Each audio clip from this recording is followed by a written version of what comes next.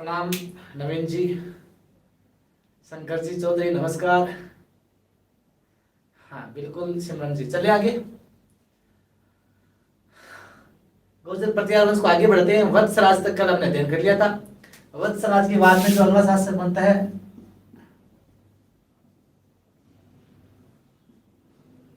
नागभट्ट द्वितीय। हाँ, वत्सराज के बाद में जो शासक बनेगा नागभट्ट द्वितीय मित्रों शासक बनेगा 700। इसका जो कार्यकाल रहेगा नागभट्ट द्वितीय का 815 तक रहता है लगभग। नागभट्ट द्वितीय के बारे में पढ़ेंगे मित्रों। नेक्स्ट जो शासक हमारा,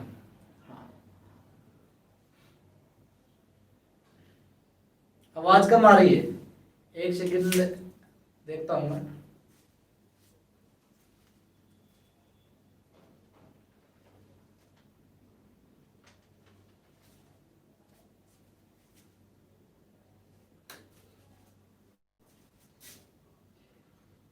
आवाज आ रही है?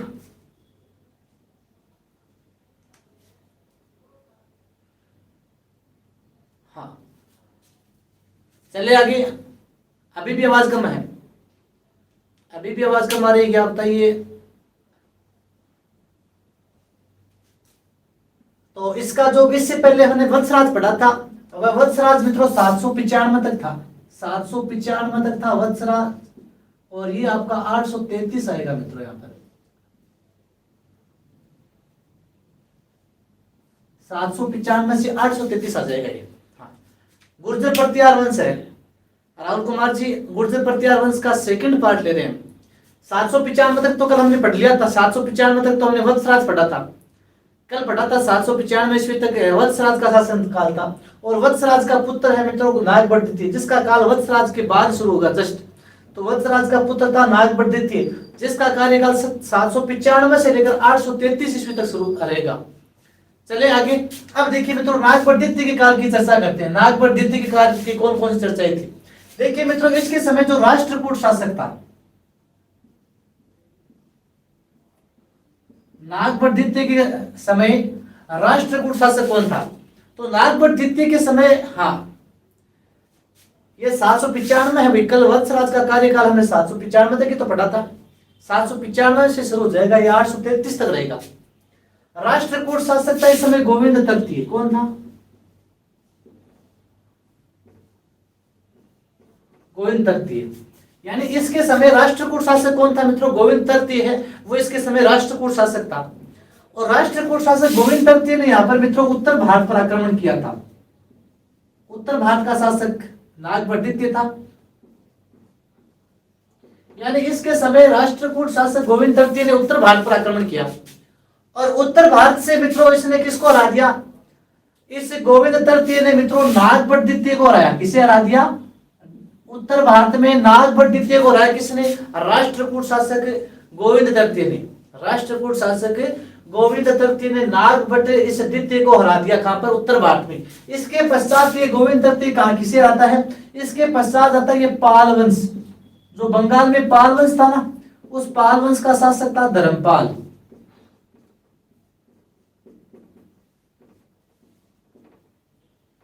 बंगाल में पाल वंश के शासक कौन थे? धर्मपाल। हाँ, बंगाल में पाल वंश का शासक था धर्मपाल। इस धर्मपाल को हराया, अर्थात राष्ट्रकूट शासक गोविंद तृतीय ने। हाँ, राष्ट्रकूट शासक गोविंद तृतीय ने यहाँ पर दो शासकों को हरा दिया। एक तो नागभट्ट द्वितीय को हरा दिया, और पाल वंश के धर्मपाल को हरा दिया बंगाल में। अब इन दोनों को हराकर ये गोविंद तृतीय वापस चला जाता है किधर? दक्षिण भारत की तरफ चला जाता है। जब ये दक्षिण भारत की तरफ चला जाता है, तो ये नागभट्ट द्वितीय मित्रों ये अधिकार करता है कन्याकुब्ज पर। और ये कन्याकुब्ज किसका नाम था मित्रों? ये कन्याकुब्ज कन्नौज का प्राचीन नाम था। कन्नौज को क्या कहते थे? कन्याकुब्ज। और कन्याकुब्ज पर मित्रों यहाँ पर शासक था, यहाँ पर आयुध वंश का शासक था। कौन सा वंश था कन्याकुब्ज में? आयुध वंश। कन्नौज में आयुध वंश का शासन था, और आयुध वंश का जो शासक था, उस शासक का नाम था चक्रायुध। कौन था? चक्रायुध। आयुध वंश का शासक कौन था यहाँ पर? चक्रायुध। यहाँ पर मित्रों आयुध वंश का शासक था चक्रायुध, और इस चक्रायुध को हराया। चक्रायुध को किसने हरा दिया मित्रों? चक्रायुध को मित्रों इस नागभट्ट द्वितीय ने हरा दिया। नागभट्ट द्वितीय ने चक्रायुध को हरा दिया, यानी गोविंद तृतीय के लौटने के पश्चात नागभट्ट ने चक्रायुध को हरा दिया। अब मित्रों चक्रायुध को हराकर इसने कन्नौज पर अधिकार कर लिया। कन्नौज पर अधिकार किसने कर लिया? नागभट्ट द्वितीय ने कन्नौज पर अधिकार कर लिया और कन्नौज को अपनी राजधानी बना ली। कन्नौज को अपनी क्या बनाई मित्रों? इसने राजधानी बनाई।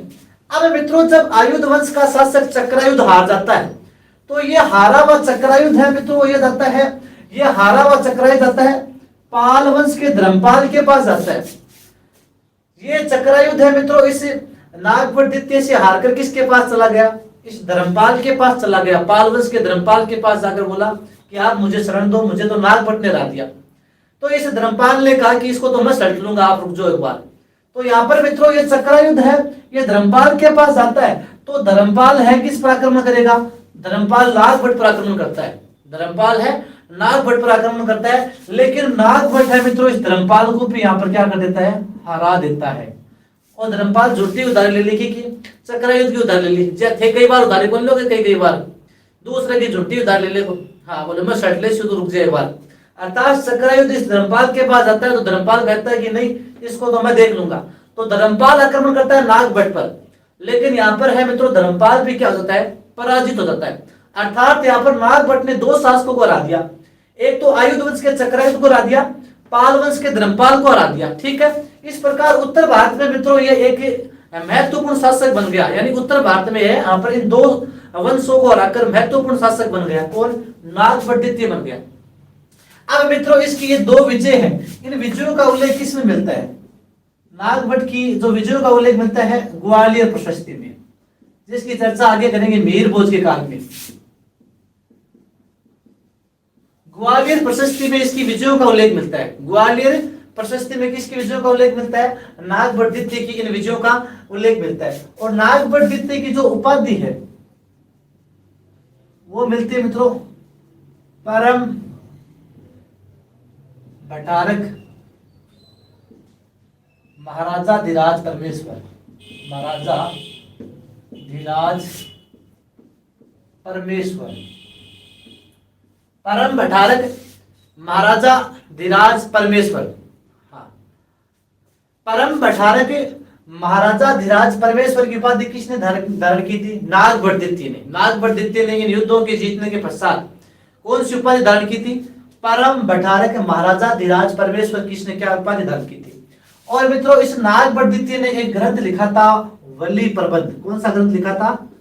वल्ली प्रबंध। अपने पिता के समय इसने ग्रंथ लिखा था वल्ली प्रबंध। इसके पिता थे वत्सराज। वत्सराज के समय इसने वल्ली प्रबंध ग्रंथ लिखा था नागभट्ट ने। और इस वल्ली प्रबंध ग्रंथ में मित्रों जो सती प्रथा है, स्वयंवर प्रथा है, तो सती प्रथा का, स्वयंवर प्रथा का उल्लेख मिलता है वल्ली प्रबंध ग्रंथ में। ये नागभट्ट द्वितीय ने लिखा था। और बात की जाए नागभट्ट के काल की मित्रों, तो नागभट्ट को मित्रों देखो ये है मित्रों कन्यादान वह अपनी दानशीलता के कारण, कन्यादान व अपनी दानशीलता के कारण इसे कर्ण की उपाधि भी मिलती। इसे क्या कहते थे मित्रों? कर्ण की उपाधि से विशेष सम्मानित किया गया था। तो एक बार वापस देखिए मित्रों नागभट्ट द्वितीय के काल की प्रमुख घटनाएं कौन सी है। देखिए नागभट्ट द्वितीय के समय राष्ट्रकूट शासक गोविंद तृतीय ने आक्रमण किया था। ठीक है, गोविंद तृतीय ने आक्रमण किया था। तो नागभट्ट को हराकर गोविंद तृतीय नागभट्ट को हराता है उत्तर भारत में, और फिर नागभट्ट को हराने के पश्चात गोविंद तृतीय पाल वंश के धर्मपाल को भी हराता है। इन दोनों को हराकर ये गोविंद तृतीय तो वापस दक्षिण भारत में चला गया। ठीक है, इसके पश्चात जब ये चला जाता है तो नागभट्ट द्वितीय का शुरू होता है काम। और ये नागभट्ट द्वितीय मित्रों कन्याकुब्ज या कन्नौज का शासक था आयुध वंश का चक्रायुध। इस चक्रायुध को हराकर किसको? कन्नौज को अपनी राजधानी बनाता है। कौन? ये नागभट्ट। अब ये चक्रायुध हारकर किसकी शरण में चला गया? ये पाल वंश के धर्मपाल की शरण में चला गया। धर्मपाल कहता है कि ठीक है मैं देख लूंगा इसको। तो धर्मपाल इस नागभट्ट पर आक्रमण करता है, लेकिन नागभट्ट धर्मपाल को भी हरा देता है। इस प्रकार दो शासकों को, चक्रायुध और धर्मपाल को हराने के पश्चात इस नागभट्ट की शक्ति है वो बढ़ गई थी। और इन जो शक्ति है इसकी विजयों का जो उल्लेख है वो विजयों का उल्लेख ग्वालियर प्रशस्ति में मिलता है। इसने परम भट्टारक महाराजा धीराज परमेश्वर की उपाधि धारण की। वल्ली प्रबंध जो ग्रंथ लिखा था, सती प्रथा का, स्वयंवर प्रथा का इसमें उल्लेख मिलता है। कन्यादान और दानशीलता के कारण इसे है कर्ण की उपाधि भी मिली थी। ये है मित्रों नागभट्ट तृतीय। लीजिए स्क्रीनशॉट।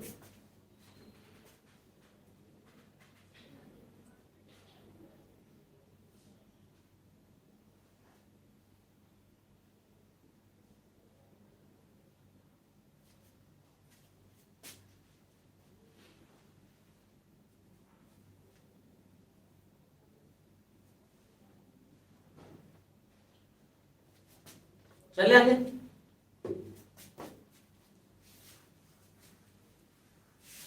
अब देखिए मित्रों, नागभट्ट के बाद में एक शासक बना था रामभद्र।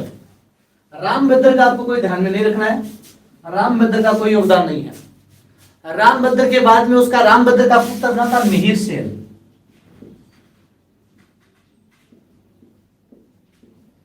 अगला जो शासक है वो कौन है? मिहिर सेन। और मिहिर सेन का जो कार्यकाल होगा वो 836 से लेकर 85 तक होगा। 836 ईस्वी से लेकर 885 तक, यानी रामभद्र का पुत्र था। और नागभट्ट द्वितीय के बाद में रामभद्र शासक बना था, और रामभद्र के बाद में मिहिर सेन शासक बनता है 836 से लेकर 885 तक। हाँ, 836 से लेकर 885 तक है मित्रों इसका कार्यकाल था। ठीक है, हाँ बिल्कुल त्रिपक्षीय संघर्ष है सुमन जी, बिल्कुल आप अंदाजा लगा सकते हैं। वत्सराज के समय स्टार्ट हुआ था, वो 150 वर्ष तक चला था लगभग, तो इसके काल में हो जाएगा बिल्कुल। तो मिहिर सेन 836 से लेकर 85 तक इसका कार्यकाल था। इस मिहिर का शाब्दिक अर्थ क्या होता है मित्रों? सूर्य का प्रतीक। क्या होता है? सूर्य का प्रतीक। तो रामभद्र ने इसका नाम है सूर्य के नाम पर रखा था। मिहिर का जो शाब्दिक अर्थ होता है मित्रों, मिहिर का शाब्दिक अर्थ क्या होता है? सूर्य का प्रतीक है, वो इसका शाब्दिक अर्थ होता है। अब देखिए मित्रों, मिहिर सेन है। इस मिहिर सेन के काल की जो मुख्य जानकारी मिलती है वो मिलती है ग्वालियर अभिलेख। और ये जो ग्वालियर अभिलेख लिखा गया था वो इसी के काल में लिखा गया, इसलिए इसे मिहिर सेन अभिलेख भी कह सकते हैं। ग्वालियर अभिलेख या मिहिर सेन अभिलेख है मित्रों, इसी के काल में 880 ईस्वी का अभिलेख है। 880 ईस्वी का अभिलेख है। मिहिर सेन की जितने भी उपलब्धियां है, इस मिहिर सेन की जितनी भी उपलब्धियां हैं, उन उपलब्धियों का वर्णन पूछ ले तो किस में है मित्रों? ग्वालियर अभिलेख में। और गुर्जर प्रत्यार वंश के काल की जो सर्वाधिक जानकारी मिलती है आपको, तो गुर्जर प्रत्यार वंश की जो जानकारी मिलती है वो भी मित्रों इस मिहिर सेन के काल की जानकारी हो, गुर्जर प्रत्यार वंश के काल की जानकारी हो, सबसे अधिक ग्वालियर अभिलेख में मिलती है। और इसी ग्वालियर अभिलेख में मित्रों इस मिहिर सेन को आदि वराह की उपाधि भी मिली है। किसकी उपाधि मिली है? आदि वराह की उपाधि मिली है। हाँ ठीक है मित्रों, ये आपको ध्यान रखना है।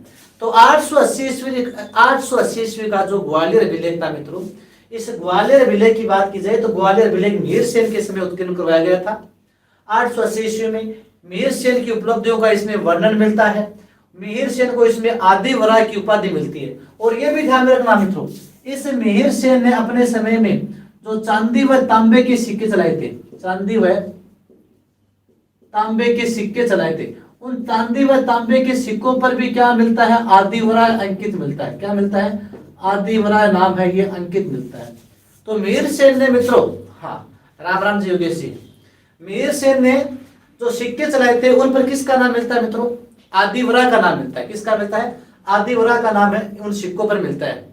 हाँ, इसके बाद में देखिए मित्रों, इसी मिहिर सेन की आगे बात की जाए तो एक कश्मीरी विद्वान था कल्लण। कौन था?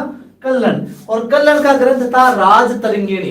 उस राज तरंगिणी में कश्मीरी विद्वान कल्लण ने भी मिहिर सेन का उल्लेख किया है।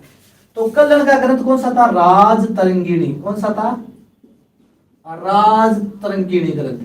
तो कश्मीरी विद्वान कल्लण का ग्रंथ था राज तरंगिणी।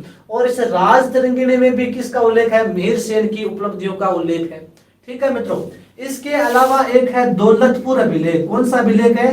दौलतपुर अभिलेख, जो हिसार के पास में, हिसार हरियाणा वाला दौलतपुर अभिलेख में मित्रों इसे प्रभास सूर्य कहा गया है। क्या कहा गया है?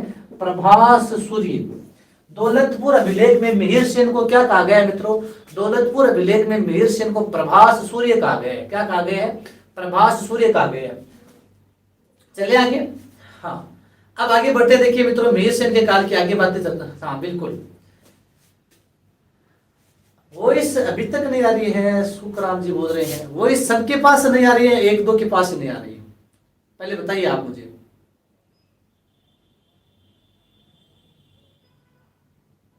वॉइस आ रही है मित्रों? हाँ गोवर्धन जी बिल्कुल स्वागत है आपका। वॉइस आ रही है क्या मित्रों, बताइए जल्द से। क्लियर है, चलिए एक दो के पास है। हाँ आ रही है, चलिए। हाँ योगेश जी बोल रहे हमारे फतेहपुर तक आ रही है, चलिए कोई बात नहीं योगेश जी। हाँ चलिए आगे। अब देखिए मित्रों, इस मिहिर सेन की कुछ उपलब्धियों की चर्चा कर लेते हैं। मिहिर सेन की कुछ उपलब्धियों की चर्चा करते हैं, यानी मिहिर सेन ने कौन कौन सी विजय प्राप्त की थी। हाँ तो मिहिर सेन के काल की कुछ उपलब्धियों की चर्चा करते हैं। देखिए मित्रों, इसने मित्रों देखिए एक तो कालिंजर विजय प्राप्त की थी। कालिंजर विजय, कालिंजर विजय यानी कालिंजर का शासक था चंदेल वंशी था जय शक्ति। तो यहां पर शासक कौन था? चंदेल वंशी जय शक्ति को हराया। चंदेल वंशी जय शक्ति, इस चंदेल वंशी जय शक्ति को किसने हराया था मित्रों? इसी मिहिर सेन ने। तो मिहिर सेन ने कालिंजर अभियान के दौरान चंदेल वंशी राजा कौन था? यहाँ पर जय शक्ति, और जय शक्ति को पराजित करके यहाँ पर है कालिंजर पर अधिकार किया था। तो कालिंजर पर अधिकार है मित्रों, किसको हराकर किया था मित्रों?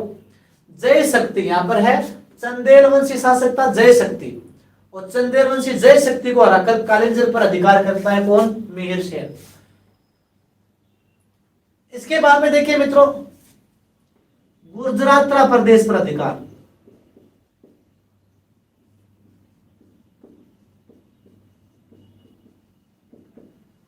गुजरात प्रदेश राजस्थान और गुजरात से जुड़ा हुआ क्षेत्र गुजरात प्रदेश कहलाता है। और गुजरात प्रदेश पर अधिकार कैसे करता है? तो गुजरात प्रदेश पर मिहिर भोज के काल में किसका यहाँ पर समय था? तो यहाँ पर प्रत्यारों की शाखा थी, और मंडोर शाखा के जो प्रत्यार थे, मंडोर शाखा के प्रत्यारों का शासक कौन था? वह था बाउक। तो मंडोर शाखा के प्रत्यारों के शासक बाउक को इसने हराया, और यहाँ पर गुजरात प्रदेश पर अधिकार करता है। मंडोर शाखा के प्रत्यार शासक, मंडोर शाखा का कौन था? बाउक प्रतिहार। मंडोर शाखा में प्रत्यारों की शाखा थी मित्रों। इस बाउक प्रत्यार को हराकर और किस पर अधिकार करता है? ये गुजरात प्रदेश पर अधिकार कर लेता है। ठीक है। इसके बाद में देखिए मित्रों, इसी ने राष्ट्रकूट शासक, इसके समय राष्ट्रकूट कौन था? कर्षण द्वितीय। कौन था? राष्ट्रकूट शासक था कर्षण द्वितीय। इस कर्षण द्वितीय को हराया। राष्ट्रकूट शासक कौन था? बिल्कुल मां सरस्वती जी, अर्जुन जी नमस्कार।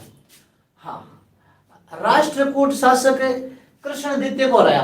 बिल्कुल चर्चा करेंगे सुमन जी, आपके क्वेश्चन की चर्चा करेंगे। राष्ट्रकूट शासक कृष्ण द्वितीय को इसने हराया था। ठीक है मित्रों, बाकी आगे देखिए, नेक्स्ट चलते हैं। इसी ने मित्रों पाल वंश का शासक था देवीपाल। पाल वंश का शासक था देवीपाल। पाल वंश का कौन था मित्रों?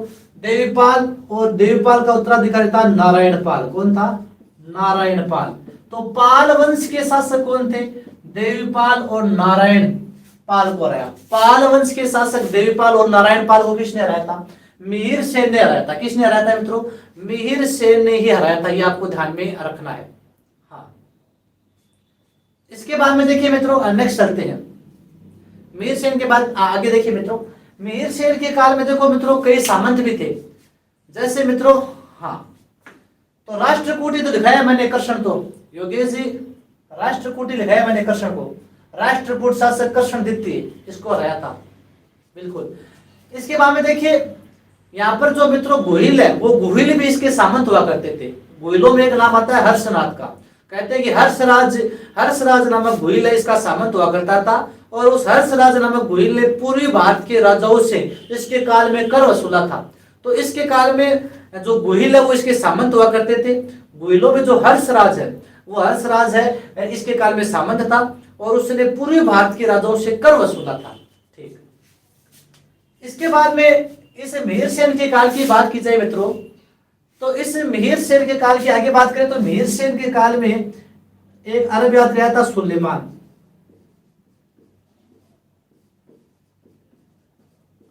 अरब यात्री कौन आया था इसके काल में? सुलेमान। हाँ, कोई बात नहीं राम स्वरूप जी। अरब यात्री सुलेमान आया था 851 में। मीर सेन के काल में अरब यात्री कौन आया था? सुलेमान। और सुलेमान कब आया था? 851 ईस्वी में मित्रों सुलेमान आया था। और सुलेमान ने इसका उल्लेख किया है, भारत में सुलेमान आया था 851 में। और सुलेमान ने इस बात का उल्लेख किया है कि मिहिर सेन है। हाँ, इस मिहिर सेन के बारे में सुलेमान ने क्या कहा? मतलब देखिए, सुलेमान ने कहा कि इस मिहिर सेन के पास है मित्रों, यहाँ पर है सबसे ज्यादा अश्व सेना थी। एक तो सुलेमान के पास क्या थी? सबसे ज्यादा अश्व सेना थी। सभी राजाओं से सबसे ज्यादा अश्व सेना किसके पास थी? इस मिहिर सेन के पास। इसके अलावा मित्रों इस सुलेमान ने मिहिर सेन को जो इस्लाम धर्म है उस इस्लाम धर्म का विरोधी बताया है। इस्लाम का विरोधी अर्थात सुलेमान कहता है कि इसने बहुत सारे मुसलमानों को बलपूर्वक हिंदू बनवाया था। किसने? मिहिर सेन ने। तो ये सुलेमान कहता है कि इसके पास एक तो सबसे ज्यादा अश्व सेना थी, तत्कालीन समय में सबसे ज्यादा अश्व सेना, घुड़ सेना, सबसे ज्यादा अश्व सेना। और एक बताया इसे मित्रों इस्लाम विरोधी बताया। क्या बताया है? इस्लाम विरोधी शासक बताया है।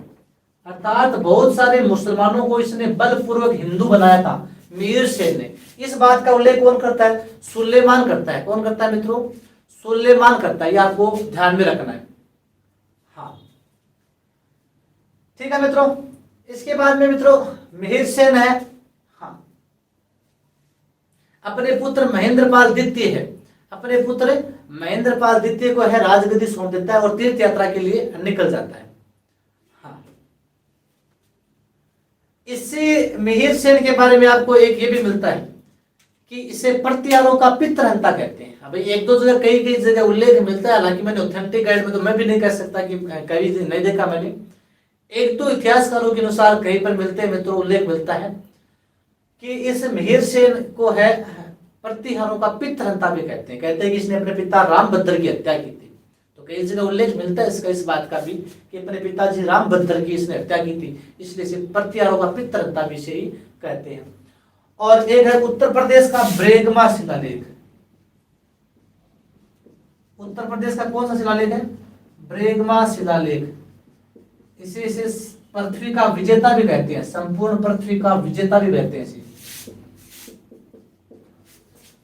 उत्तर प्रदेश के ब्रेगमा शिलालेख में, उत्तर प्रदेश के ब्रेगमा शिलालेख में इसे संपूर्ण पृथ्वी का क्या कहते हैं? विजेता कहते हैं।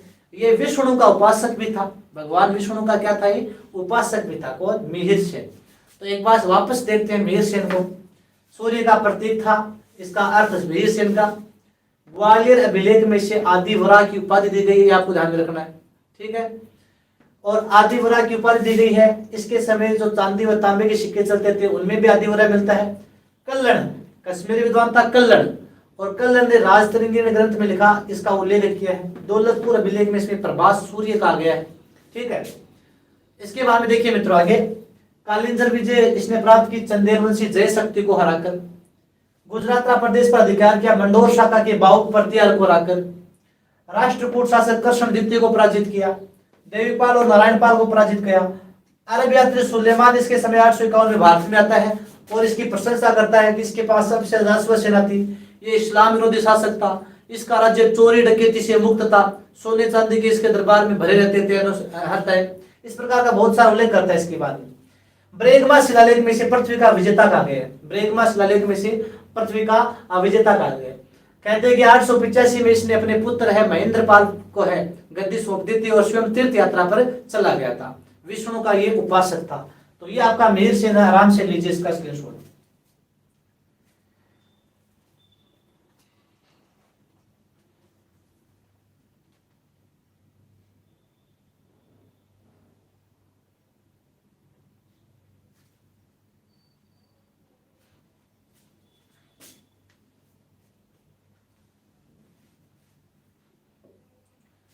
स्क्रीनशॉट लीजिए।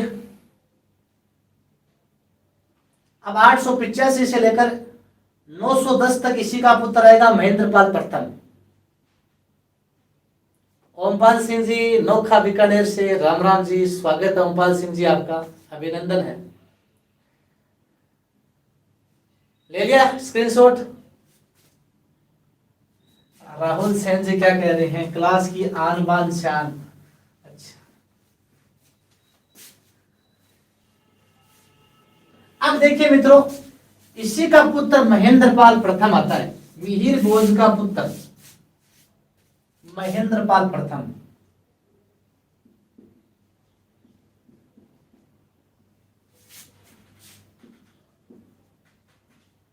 इसी का पुत्र कौन आता है, महेंद्रपाल प्रथम। मिहिर भोज का एक पुत्र आता है महेंद्रपाल प्रथम। हाँ, 885 से 910 ईस्वी तक, 885 से 910 ईस्वी तक जो शासक आता है वो आता है महेंद्रपाल प्रथम। किसका पुत्र है, मिहिर भोज का। अब देखिए मित्रों, महेंद्रपाल प्रथम के समय, इसके समय मित्रों एक विद्वान था राजशेखर। इसके काल का प्रमुख विद्वान कौन था मित्रों, राजशेखर। इसके काल का प्रमुख विद्वान कौन था मित्रों, राजशेखर। तो पहले तो मित्रों मैं इस राजशेखर के कुछ ग्रंथों की चर्चा करता हूं कि इसके काल में राजशेखर ने कौन कौन से ग्रंथ लिखे थे। तो राजशेखर ने कौन से ग्रंथ लिखे थे, देखो कपूर मंजरी, कपूर मंजरी देखो ये आते कई बार, प्रबंध कोश, कपूर मंजरी, प्रबंध कोश, बाल रामायण, बाल भारत, बाल रामायण, बाल भारत। इसके अलावा देखिए मित्रों, विद्वेषाल भंजिका नाटक, विद्वेषाल भंजिका एक नाटक लिखा था। हरविलास, भुवन कोश, हरविलास व भुवन कोश, काव्य मीमांसा, ये सारे काव्य ग्रंथ लिखे, ये 3 काव्य ग्रंथ। हाँ, इसके समय मित्रों जो राजशेखर था, महेंद्रपाल प्रथम का जो दरबारी विद्वान था वह कौन था, राजशेखर था। और इस राजशेखर ने कौन से ग्रंथ लिखे, देखो कपूर मंजरी, प्रबंध कोश, बाल रामायण, बाल भारत, विद्वेषाल भंजिका जो नाटक लिखा था, हरविलास, भुवन कोश और काव्य मीमांसा, ये काव्य ग्रंथ लिखे थे 3। किसने लिखे थे, ये तीनों, ये सारे के सारे हैं इसके दरबारी विद्वान राजशेखर ने लिखे थे। अब मित्रों इस राजशेखर ने ही महेंद्रपाल के बारे में भी क्या कहा है, देखिए महेंद्रपाल को राजशेखर ने कहा है रघुकुल चूड़ामणि, रघुकुल चूड़ामणि कहा है। रघुकुल चूड़ामणि, निर्भया नरेश, निर्भया नरेंद्र, निर्भया नरेश, निर्भया नरेंद्र। हाँ, तो महेंद्रपाल प्रथम के समय ही मित्रों जो राजशेखर था, उस राजशेखर ने इसे रघुकुल चूड़ामणि कहा है, निर्भया नरेश कहा है और निर्भया नरेंद्र भी कहा है। हाँ, चलिए आगे। अब देखिए मित्रों, महेंद्रपाल प्रथम ने भी देखो परम बैठारक,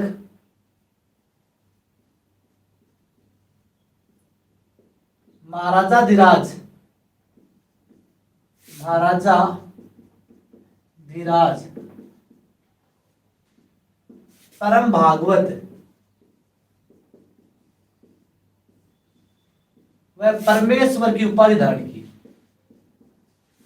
इसने यह उपाधि धारण की। महेंद्रपाल प्रथम ने भी मित्रों, हाँ, परम बैठारक, महाराजा धीराज, परम भागवत व परमेश्वर की उपाधि किसने धारण की थी, इसी महेंद्रपाल प्रथम ने उपाधि धारण की थी। ठीक है, अब देखिए मित्रों, महेंद्रपाल प्रथम के काल की चर्चा करें तो महेंद्रपाल प्रथम ने भी देखो मित्रों कई क्षेत्रों पर अधिकार किया था। जैसे मगध वाला क्षेत्र है, बिहार, मगध वाला, बिहार वाला, बंगाल, ग्वालियर, व हरियाणा, बंगाल, ग्वालियर व हरियाणा, इन सभी क्षेत्रों पर किसने अधिकार किया था मित्रों? इन सभी क्षेत्रों पर इसी महेंद्रपाल प्रथम ने अधिकार कर लिया था। इसने मगध पर अधिकार कर लिया था, बिहार पर अधिकार कर लिया था, बंगाल पर अधिकार कर लिया था, ग्वालियर पर अधिकार कर लिया था, हरियाणा पर अधिकार कर लिया था। हाँ, बी एन पाठक कौन था मित्रों? बी एन पाठक। इस बी एन पाठक ने एक पुस्तक लिखी थी, उत्तर भारत का इतिहास। कौन सी पुस्तक लिखी? उत्तर भारत का इतिहास। बी एन पाठक की पुस्तक क्या है? उत्तर भारत का इतिहास। और इस उत्तर भारत के इतिहास में बी एन पाठक ने इस महेंद्रपाल प्रथम को है मित्रों, ये हिंदू भारत के अंतिम हिंदू सम्राट की उपाधि दी है। हाँ, बिल्कुल पटवारी में गुर्जर प्रतिहार वंश है भाई, बिल्कुल कमलेश जी यादव, यहाँ से प्रश्न आता है। शायद ही क्वेश्चन बाहर जाएगा, देखिए यदि आप आराम से ध्यान से पढ़ोगे तो नहीं जाएगा। बी एन पाठक ने एक पुस्तक लिखी, उत्तर भारत का इतिहास, और उत्तर भारत के इतिहास में से क्या उपाधि दी है? हिंदू भारत का अंतिम हिंदू सम्राट। हिंदू भारत का अंतिम हिंदू सम्राट। हाँ, बी एन पाठक ने उत्तर भारत का जो इतिहास पुस्तक लिखी है, उस उत्तर भारत के इतिहास की पुस्तक में हाँ इसे क्या कहा है? महेंद्रपाल प्रथम को अंतिम हिंदू सम्राट कहा है। क्या कहा है मित्रों? अंतिम हिंदू सम्राट कहा है। ये आपको ध्यान में रखना है। तो ये महेंद्रपाल प्रथम है। एक बार वापस देख लीजिए। विद्वान राजशेखर है, जिसने कपूर मंजरी, प्रबंध कोश, बाल रामायण, बाल भारत, विद्वत्साल भंजिका नाटक लिखे, हरविलास, भुवन कोश, काव्य मीमांसा से काव्य ग्रंथ लिखे। और इसी महेंद्रपाल प्रथम को राजशेखर ने क्या कहा है? रघुकुल चूड़ामणि, निर्भया नरेश, निर्भया नरेंद्र कहा है। इसने परम भठारक, महाराजा दिराज, परम भागवत, परमेश्वर की उपाधि धारण की। हाँ, इसके बाद में देखिए मित्रों, मगध, बिहार, बंगाल, ग्वालियर, हरियाणा पर इसने अधिकार कर लिया था। बी एन पाठक ने इसे उत्तर भारत के इतिहास की एक पुस्तक थी, इस पुस्तक में अंतिम भारत का जो अंतिम हिंदू सम्राट कहा है, ये इसे कहा है। हाँ,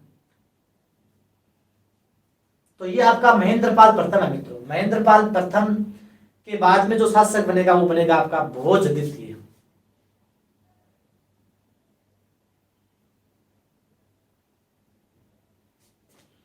और भोज द्वितीय का काल वो है, आपको ध्यान में रखना है मित्रों। इसका पुत्र भोज द्वितीय, और भोज द्वितीय का जो पुत्र रहेगा महेंद्रपाल के बाद में महिपाल प्रथम। बस वहीं तक आपको देखना है गुर्जर प्रतिहार काल में, बाकी कोई शासक नहीं है आगे, इंपोर्टेंट शासक नहीं है। देख लेंगे दो चार जो भी होंगे।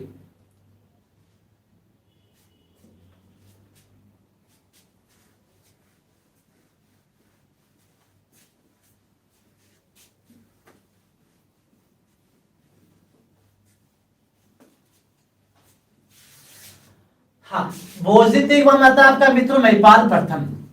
महिपाल प्रथम भोज द्वितीय के बाद में शासक बनता है महिपाल प्रथम। 914 से लेकर 943 तक, 914 से लेकर 943 तक, हाँ 943 तक है मित्रों। हाँ बिल्कुल, पटवारी में अरविंद जी सफल ही है आपके, बिल्कुल है। 943 तक किसका कार्यकाल था? महिपाल प्रथम। और महिपाल प्रथम के दरबार में भी किसको आश्रय था? इसके दरबार में भी मित्रों उसी राजशेखर को आश्रय था। इसी राजशेखर ने कई ग्रंथ लिखे थे। हाँ, और राजशेखर ने कई ग्रंथ लिखे थे, उनमें से देखिए प्रबंध कोश लिखा था और कपूर मंजरी लिखा था, मैंने आपको बताया था। तो प्रबंध कोश, कपूर मंजरी लिखा था, भुवन कोश है, हरविलास है, कई काव्य ग्रंथ लिखे थे, विद्वत्साल भंजिका नाटक भी लिखा था। तो ये आपको ध्यान में रखना है ना। तो महिपाल प्रथम की बात की जाए तो इसने किसको आश्रय दिया था? तो इसने भी उसी राजशेखर को रखा था अपने दरबार में, जो पहले उसके दरबार में रहते थे। ठीक है मित्रों। अब देखिए मित्रों, राजशेखर ने इससे पहले महेंद्रपाल प्रथम को भी कुछ उपाधियां दी थी, कुछ नाम दिए थे। इसी प्रकार महिपाल प्रथम को भी राजशेखर ने क्या कहा है? इस राजशेखर ने मित्रों इस महिपाल प्रथम को आर्यवर्त का महाराजा धीराज कहा है। क्या कहा है? आर्यवर्त का महाराजा धीराज। आर्यवर्त का महाराजा धीराज। आर्यवर्त का महाराजा धीराज का है किसे? इस महिपाल प्रथम को आर्यवर्त का महाराजाधिराज किसने कहा है मित्रों? इस राजशेखर ने।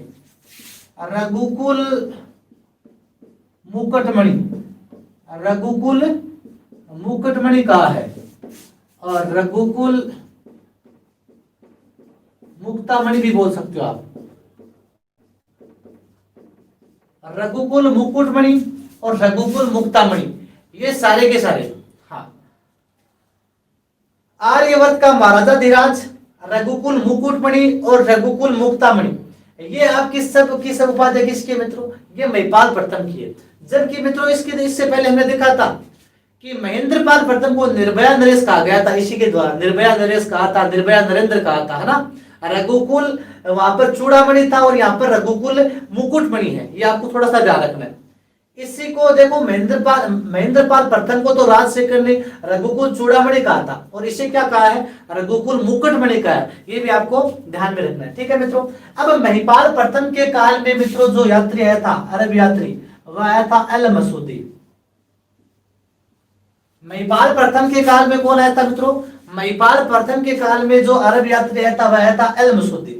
अल मसूदी इसके काल में आया था मित्रों, और अल मसूदी इसके काल में आता है। तो इस अल मसूदी ने गुर्जर प्रतिहारों को क्या कहा है?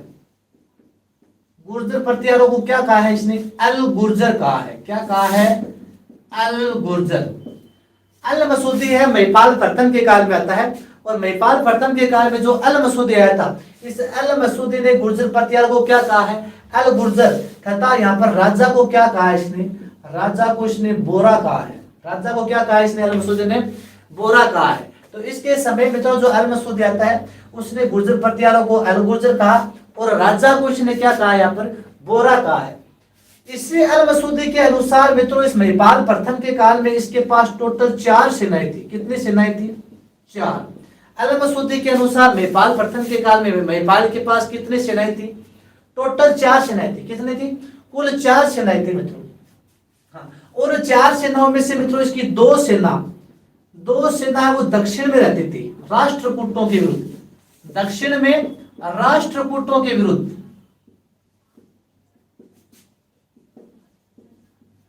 इसकी 2 सेनाएं कहां पर रहती थी? दक्षिण में रहती थी। और दक्षिण में जो 2 सेनाएं राष्ट्रकूटों के विरुद्ध रहती थी मित्रों, उन राष्ट्रकूटों के विरुद्ध जो सेनाएं थी उनकी संख्या इसने 7 से 9 लाख तक बताई है। 7 से 9 लाख इन 2 सेनाओं की संख्या बताई है। तो अल मसूदी के अनुसार महिपाल प्रथम है, इसकी टोटल कितनी सेनाएं थी? इसके पास 4 सेनाएं थी। उन 4 में से ये 2 सेनाएं तो दक्षिण भारत में रखता था, दक्षिण भारत में राष्ट्रकूटों के विरुद्ध रखता था, जिनकी जो संख्या वो 7 से है, वो 9 लाख इसने अल मसूदी ने बताई है। तो ये आपका महिपाल प्रथम होता है मित्रों। महिपाल प्रथम का काल 214 से 43 तक था। इसने अपने दरबार में राजशेखर को आश्रय दिया था। इसे आर्यावर्त का महाराजाधिराज कहा राजशेखर ने, रघुकुल मुकुटमणि कहा था, रघुकुल मुक्तामणि कहा था। तो मित्रों राजशेखर के द्वारा दी गई उपाधियां ध्यान रखना, महेंद्रपाल प्रथम की और इस महिपाल प्रथम की। आप इसमें कंफ्यूज हो जाओगे, तो थोड़ा सा इनमें आप ध्यान रखना, वो महेंद्रपाल प्रथम था और ये महिपाल प्रथम है। तो महेंद्रपाल प्रथम और महिपाल प्रथम इन दोनों के काल में कौन था? राजशेखर था। उसे उसने उपाधि क्या दी थी? उसे निर्भया नरेश कहा था। महेंद्रपाल को इसने निर्भया नरेश कहा था, निर्भया नरेंद्र कहा था, रघुकुल है चूड़ामणि कहा था। जबकि इससे क्या कहा है? महिपाल को इसने क्या कहा है? महिपाल को आर्यवर्त का महाराजाधिराज, रघुकुल मुकुटमणि कहा है, और वहां पर क्या था? रघुकुल चूड़ामणि था। ये ध्यान रखना, ठीक है मित्रों। इसके पश्चात महिपाल के काल में अल मसूदी आता है, अरब यात्री। अल मसूदी ने गुर्जर प्रतिहारों को क्या कहा है? अल गुर्जर कहा है, तथा राजा को इसने बोरा कहा है। अल मसूदी के अनुसार इसकी सेनाएं 4 सेनाएं थी। उन 4 सेनाओं में से 2 सेना दक्षिण भारत में राष्ट्रकूटों के विरुद्ध भेजता है, जिनकी संख्या वो 7 से 9 लाख थी। कितनी थी? 7 से 9 लाख है इनकी क्या थी मित्रों? संख्या थी। तो ये आपका महिपाल प्रथम होता है। लीजिए इसका स्क्रीनशॉट।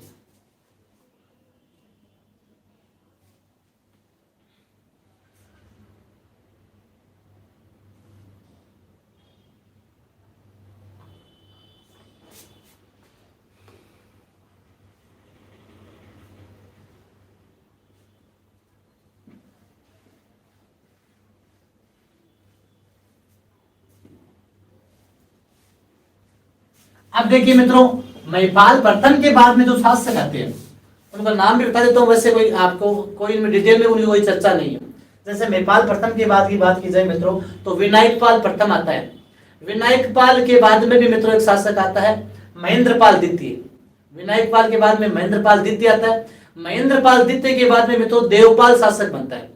और देवपाल के बाद में मित्रों वापस जो शासक बनता है वो विनायकपाल द्वितीय बनता है। विनायकपाल द्वितीय के बाद में मित्रों जो शासक बनता है वो महिपाल द्वितीय बनता है।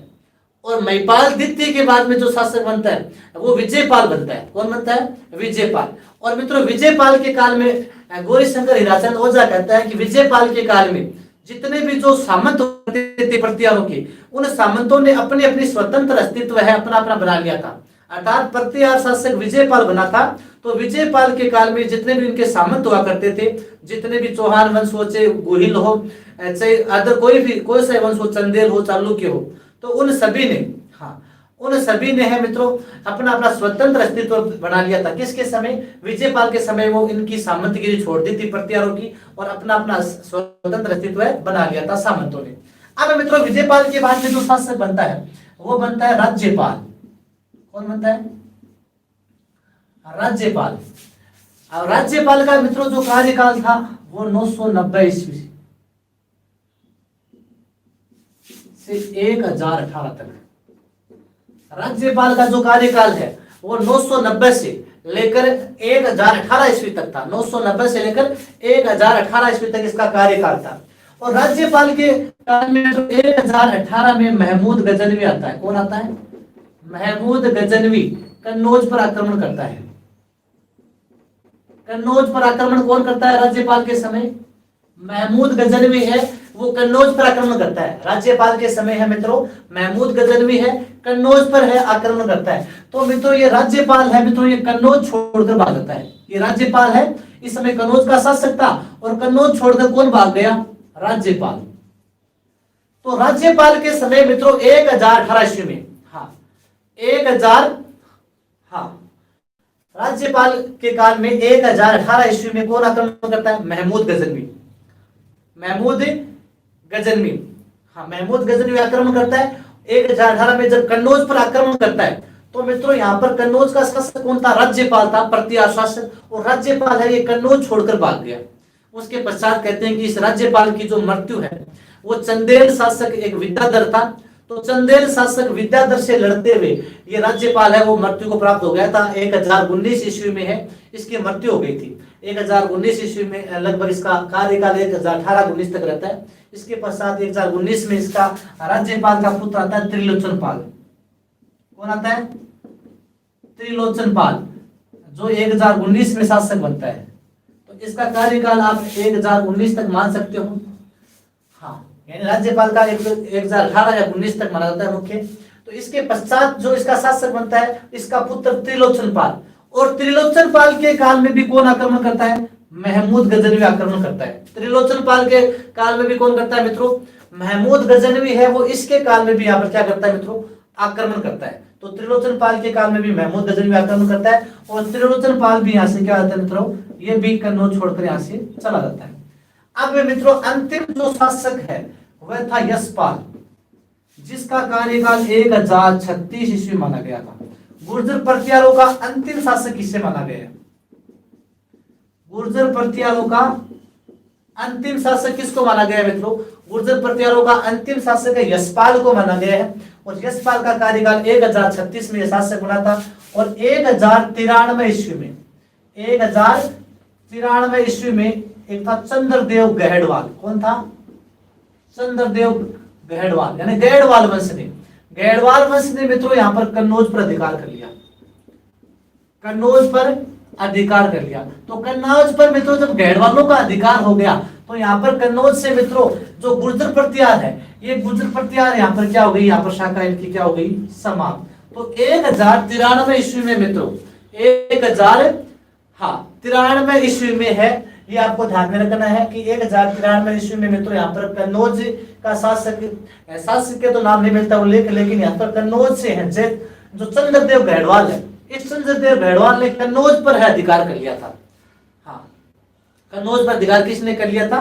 कन्नौज पर अधिकार कर लिया था चंद्रदेव गहड़वाल ने। इसी के साथ मित्रों यहाँ पर गुर्जर प्रतिहारों की जो शाखा है वो समाप्त हो जाती है। तो हमने देखा मित्रों राज्यपाल के बारे में, 990 से लेकर 1019 तक कार्यकाल महमूद गजनवी ने उससे कन्नौज पर आक्रमण करके वहां से भगा दिया, तो कन्नौज छोड़कर भाग गया था राज्यपाल। इसके बाद में त्रिलोचन पाल इसका पुत्र शासक बना 1019 में, ये भी है, इसमें शासन नहीं कर पाते। इसके पश्चात अंतिम शासक माना गया है गुर्जर प्रतिहारों का यशपाल को, जिसका काल 1036 ईस्वी के आसपास था। ये अंतिम शासक माना गया है। 1093 ईस्वी में यहाँ पर चंद्रदेव गहडवाल ने यहाँ पर आक्रमण करके कन्नौज पर अधिकार कर लिया। कन्नौज पर गहडवालों का अधिकार हो गया। कन्नौज पर किसका अधिकार हो गया? गहडवालों का अधिकार हो गया। और यहाँ पर गुर्जर प्रतिहार की शाखा है वो यहीं पर समाप्त हो जाती है। तो मित्रों इस प्रकार आपका जो गुर्जर प्रतिहार वंश है वो आज यहाँ पर क्या हो जाता है, आपका कंप्लीट हो जाता है। तो इस प्रकार कल आपका जो राजवंश वाला है मैटर वो कंप्लीट हो जाएगा। एक में देखेंगे हम भाटी वंश को, और दूसरी क्लास में हम देख लेंगे जो एक तो टोंक का पिंडारी वंश है और करौली के यादव है, वो दूसरी क्लास में हो जाएंगे। छोटे छोटे राजवंश है। एक क्लास में हम पढ़ लेंगे सुबह वाले में जो भाटी राजवंश है उसको, एक में पढ़ लेंगे उनको। तो कल आपका राजवंश वाला मित्रों क्लियर हो जाएगा। उसके बाद में कोई नया टॉपिक है वो आपका लेंगे। दोनों क्लासों में एक तरफ प्रजामंडल ले लेंगे या एक तरफ जो भी आपका किसान आंदोलन है वो ले लेंगे। तो धन्यवाद मित्रों, कल मिलते हैं वापस आपके साथ 12 बजे, और उम्मीद करते हैं कि आज वाली क्लास गुर्जर प्रतिहार आपके क्लियर हो गया होगा। 2 क्लासों में मैंने गुर्जर प्रतिहार करवाया। यदि किसी ने ध्यान से पढ़ा है तो क्वेश्चन गलत नहीं होगा। हाँ, क्वेश्चन गलत नहीं होगा आपका। गुर्जर प्रतिहार वंश एकदम आपको डीपली पढ़ाया गया है। तो मिलते हैं मित्रों कल वापस। धन्यवाद।